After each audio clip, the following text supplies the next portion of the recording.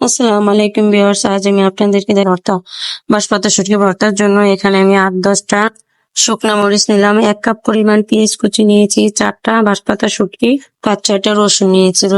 সবগুলো উপকরণ আমি পাটায় বেটে তারপরে তেলে ভেজে নিই। যারা আমার ভিডিওটা দেখতেছেন তারা অবশ্যই ফুল ভিডিও দেখবেন আর ভিডিও দেখে লাইক কমেন্ট করবেন। এই ভর্তাটা কিন্তু খেতে দারুণ টেস্ট, আপনারা অবশ্যই বাসায় ট্রাই করে দেখবেন। খেতে ইচ্ছে করে না অথবা জ্বর ঠান্ডা সর্দি হয় তখন এই রেসিপি গুলা ট্রাই করে দেখবেন বাসায়, খুবই ভালো লাগবে আর প্লেট ভরে ভাত খেতে পারবেন। আর ভাত খেলে তৃপ্তিও লাগে। আর শুটকি ভর্তা মোটামুটি কম বেশি সবাই পছন্দ করে, আর শুটকি ভর্তাটা আমার অনেক পছন্দের। তাছাড়া যে কোনো ভর্তাই আমি অনেক পছন্দ করি, তবে শুটকি ভর্তাটা আমার কাছে একটু বেশি ভালো লাগে। এত কষ্ট করে ভিডিও বানানোর পরে তারপরে আপনারা যদি ভিডিও না দেখেন, লাইক কমেন্ট না করেন, তাহলে কেমন লাগে বলেন? একটা ভিডিও বানানোর পিছনে কিন্তু অনেক শ্রম থাকে, অনেক কষ্ট।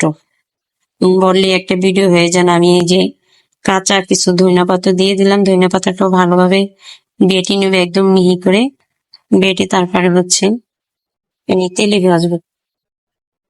আমার ভর্তাটা বাটা কমপ্লিট। এবার দেখুন কিভাবে তেল ভাজি। প্রথমে ফ্রাই প্যান বসিয়ে আমি এখানে 1 কাপ থেকে একটু কম তেল দিলাম, তেল দিয়ে তারপর ভর্তাটাকে মিডিয়াম আঁচে আস্তে আস্তে ভেজে নিব।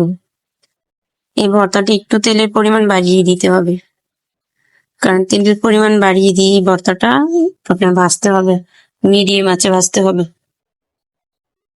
জাল বাড়িয়ে ভাজা যাবে না, তাহলে ভর্তাটা পুড়ে যাবে আর ভর্তাটা তিতা লাগবে। এখানে আমি স্বাদ মতো লবণ দিয়ে দিলাম, আপনারাও দিয়ে দিবেন। যে আমি লবণ দিয়ে দিচ্ছি, আমি 1 চিমটি হলুদও দিছি। এই যে দেখেন আমার ভর্তাটা কমপ্লিট হয়ে গেছে, কি সুন্দর একটা কালার আসছে।